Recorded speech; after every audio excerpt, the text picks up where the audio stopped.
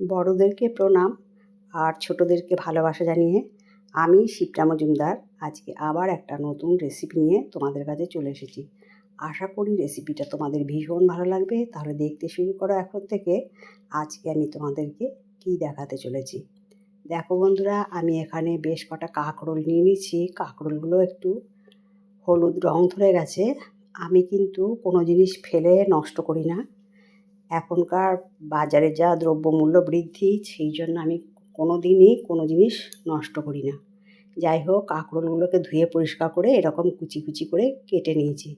আজকে আমি একটা কাঁকরোল দিয়ে দারুণ সুন্দর একটা রেসিপি তৈরি করে দেখাবো, যার টেস্ট তোমরা কোনো দিনই কল্পনাই করতে পারবে না, এত সুন্দর টেস্ট। যাই হোক, একটা মিক্সিং জার নিয়ে নিয়েছি, তার মধ্যে কিছুটা কাঁকরোল আমি নিয়ে নিলাম। অনেকেই আছে কোনো জিনিস একটুখানি দেখতে একটু খারাপ হলেই সেগুলোকে ফেলে দেয়। আমি কিন্তু সেই সব জিনিস ফেলি না, সেইগুলোকে বুদ্ধি লাগিয়ে কাজে লাগানোর চেষ্টা করি। যাই হোক, মিক্সিং জারের মধ্যে একটা কাঁচা লঙ্কা ভেঙে দিয়ে দিলাম আর একটুখানি জল দিয়ে এটাকে পেস্ট করে নিয়ে আসলাম। দেখো, পেস্টটা বেশ হয়েছে মিহি। এরপরে আমি এটা বাটির মধ্যে একটুখানি ঢেলে নিচ্ছি। একটা চামচের সাহায্যে সমস্তটা বার করে নিচ্ছি। আমি পুরো কাঁকরোলটাকে একবারে বাটতে পারিনি, এটাকে দুভাবে বেটে নিচ্ছি। এভাবে আবার একটু কাঁচা লঙ্কা দিয়ে দিলাম, দিয়ে আবার ওই জারটার মধ্যেই কাঁকরোলগুলো দিয়ে আর একটুখানি জল দিয়ে এটাকে আবার মিহি একটা পেস্ট করে নেব। যাই হোক, তোমাদেরকে দেখিয়ে দিচ্ছি, পেস্টটা খুব সুন্দর হয়ে গেছে। এরপরে সেটাও আমি বাটির মধ্যে ঢেলে নিচ্ছি। একটা আধটা টুকরো যদি গোটা থেকেও থাকে, সেটা কিন্তু রান্না করতে করতেই সেদ্ধ হয়ে যাবে, সেটা নিয়ে কোনো চিন্তা নেই। তবে আমি তোমাদেরকে জোর দিয়েই বলতে পারি, এরকম কাঁকরোলের রেসিপি তোমরা আগে খেয়েছো কি না পুরোটা দেখে নাও, তারপরে কমেন্টস করে জানিও। আশা করি তোমাদের আজকের রেসিপিটা ভীষণ ভালো লাগবে। যাই হোক, কড়াই চাপিয়ে দিচ্ছি, কড়াইয়ের মধ্যে পরিমাণ মতো সর্ষের তেল দিয়ে দিলাম। এই রেসিপিটা সর্ষের তেল দিয়ে করলেই বেশি খেতে ভালো লাগবে। সর্ষের তেলটা গরম হয়ে যাওয়ার পরে খুন্তি দিয়ে চারপাশে ছড়িয়ে দিয়ে হাফ চামচ কালো জিরে ফোড়ন দিয়ে দিলাম। কালো জিরেটার থেকে যখন খুব সুন্দর সুগন্ধ বেরিয়ে গেল, তারপরে আমি এর মধ্যে ওই কাঁকরোল পেস্টটাকে দিয়ে দেবো। তোমরা এরকম কাঁচা কাঁকরোল দিয়ে কোনো দিন পাতুরি করে খেয়েছো কি না আমাকে অবশ্যই কমেন্টস করে জানাবো। আর আমি এর মধ্যে কি কি আরও জিনিস ইউজ করব, তোমরা কিন্তু স্কিপ করলে একদম বুঝতে পারবে না। তাই বন্ধুরা, তোমাদের কাছে রিকোয়েস্ট করছি, একটুও স্কিপ করো না, তাহলে কিন্তু এত সুন্দর রেসিপিটা তোমরা একটুও বুঝতে পারবে না। যাই হোক, পুরো কাঁকরোলটাকে ঢেলে দেওয়ার পরে আমি খুন্তি দিয়ে বেশ কিছুক্ষণ নাড়িয়ে দিলাম। তারপরে দিয়ে দিলাম 1 চামচ লবণ আর হাফ চামচ হলুদ। এই লবণ আর হলুদ দিয়ে ভালো মতন করে কাঁকরোলটাকে আবার ওপর নিচ সুন্দর করে নাড়িয়ে চাড়িয়ে বেশ কিছুক্ষণ ধরে রান্না করে নেব। এই কাঁকরোল পাতুরি তোমরা কোনো দিন খেয়েছো কি না তোমরা যেন অবশ্যই আমাকে কমেন্টস করে জানাবে। আর একদিন তোমাদের কাছে রিকোয়েস্ট রইল, এইভাবে তৈরি করে খেও, তোমাদের ভীষণ ভালো লাগবে। এর মধ্যে আমি আর একটুখানি হলুদ আর একটুখানি লবণ দিয়ে দিলাম, কেননা হলুদটা একটু কম হয়েছে আর লবণটাও একটু কম হয়েছে, ওই জন্য হলুদ লবণটা আর একটুখানি করে দিয়ে দিলাম। হাফ চামচেরও কম লবণ দিলাম আর হাফ চামচেরও কম হলুদ দিলাম। দেখো, এখন বেশ কালারটা সুন্দর হয়েছে। যাই হোক, এর মধ্যে কিন্তু আমি এখন আর অন্য কিছু ইউজ করছি না, শুকনো লঙ্কার গুঁড়ো বা অন্য কিছু। দেখো, আমি কয়েক পিস নারকেল নিয়ে নিয়েছি। এবার একটা মিক্সিং জার নিয়ে নিয়েছি। মিক্সিং জারের মধ্যে হলুদ সর্ষে হাফ চামচ, কালো সর্ষে হাফ চামচ আর পোস্ত নিয়ে নিলাম 1 চামচ, আর একটুখানি লবণ দিয়ে দিলাম, তাহলে কিন্তু সর্ষেটা একটুও তিতো লাগবে না।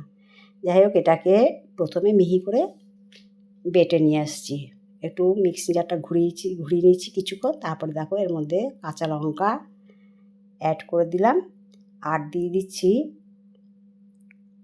বেশ কিছুটা নারকেলের কুচি আর একটুখানি জল দিয়ে দিলাম। আমি যখন কাঁকরোল পেস্ট করেছিলাম তখনও কিন্তু 2টো কাঁচা লঙ্কা দিয়েছি, এখন একটা কাঁচা লঙ্কা দিলাম। দেখো, নারকোল, সর্ষে পোস্ত সমস্ত পেস্ট করে নিয়ে আসলাম। যদি নারকোল না থাকে তোমরা এর বদলে তিলও দিতে পারো। যাই হোক, রান্না হতে হতে ওইটা পেস্ট করে নিলাম।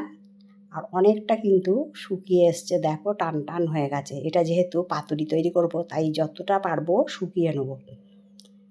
এরপরে অনেকটা টেনে যাওয়ার পরে আমি সর্ষে পোস্ত নারকোলের পেস্টটা পুরো দিয়ে দিলাম।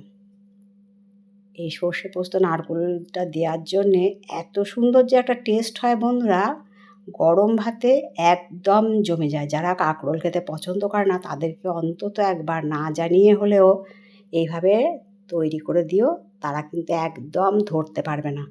আর শুনলে তো অবাকই হয়ে যাবে। আর তোমরা ভাববে যে ইস, আগে কারো জানতাম না এত সুন্দর একটা রেসিপি এত সহজে হয়ে যায়, ঘরে থাকা মাত্র কয়েকটা উপকরণ দিয়েই হয়ে যায়। তাই বলছি, নারকোল যদি তোমাদের ঘরে না থাকে শুধু একটু তিল দিয়ে দিলেও হবে, বা পোস্ত দিয়ে রান্না করলে নিয়েও হবে। যাই হোক, বেশ কিছুক্ষণ ধরে আবার ওপর নিচ নাড়িয়ে চাড়িয়ে এটাকে একদম শুকিয়ে নেবো, যাতে না তলা ধরে যায়। এটাকেও আমাকে লক্ষ্য রাখতে হবে। তাই বারবার করে খুন্তি দিয়ে নাড়িয়ে চাড়িয়ে এটা রান্না করে নেবো। দেখো রান্নাটা যখন অনেকটা টেনে গেল, তারপরে দিয়ে দিলাম 1 চামচ চিনি। এটা স্বাদটা ব্যালেন্স করার জন্য, একটু মিষ্টি মিষ্টি হলে খেতে কিন্তু খুব ভালো লাগে। এটাকে আবার বেশ কিছুক্ষণ ধরে একদম শুকিয়ে নেবো টান টান করে। আর আমরা তো জানি পাতুরি রেসিপিটা সবসময় একটু শুকনো টাইপেরই হয়।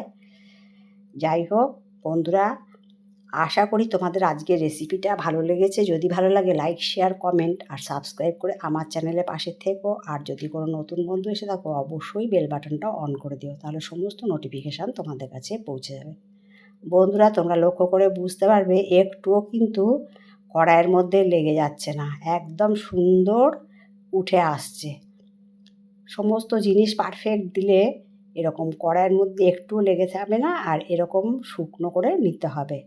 একটু খুন্তি দিয়ে নেড়ে নিলেই দেখো নিচ থেকে কি সুন্দর উঠে আসছে। যাই হোক বন্ধুরা, আশা করি আজকের রেসিপিটা তোমরা একবার অবশ্যই তৈরি করে খেও। বাড়ির প্রতিটা সদস্য কিন্তু খেয়ে ভীষণ খুশি হবে। আর গরম গরম ভাত জাস্ট ফাটাফাটি লাগবে খেতে, যে এত অপূর্ব টেস্ট তোমাদেরকে বলে আমি বোঝাতেই পারবো না। তাই তোমাদেরকে নিজেদেরকেই রান্না করে একটু খেতে হবে। এই রিকোয়েস্টটা আমি কিন্তু বারবার তোমাদের কাছে করছি। আর কোনো জিনিস না ফেলে দিয়ে এইভাবে যদি বুদ্ধি খরচ করে আমরা তৈরি করে নিতে পারি, তাহলে কিন্তু সুন্দর সুন্দর রেসিপি আমরা তৈরি করতে পারি। যাই হোক, দেখো আমি পাতুরিটা প্লেটে নামিয়ে নিয়েছি। এবার ওপর থেকে কাঁচা সর্ষের তেল দিয়ে দিচ্ছি। এই তেলটা কিন্তু মাস্ট দিও, আর এর জন্য কিন্তু খেতে ভীষণ সুন্দর টেস্টটা বেড়ে যায়। এবার একটা লঙ্কা দিয়ে দিলাম, একটু ডেকোরেশন করে দিলাম। আশা করি আজকের রেসিপিটা তোমাদের ভালো লেগেছে। তোমাদের সুন্দর সুন্দর কমেন্টসের মাধ্যমে জানিও আজকের রেসিপিটা কেমন লাগলো। সম্পূর্ণ নিরামিষ নতুন ধরনের কাঁকরোলের পাতুরি তোমাদের কেমন লাগলো তোমরা অবশ্যই আমাকে জানাবে, কেমন?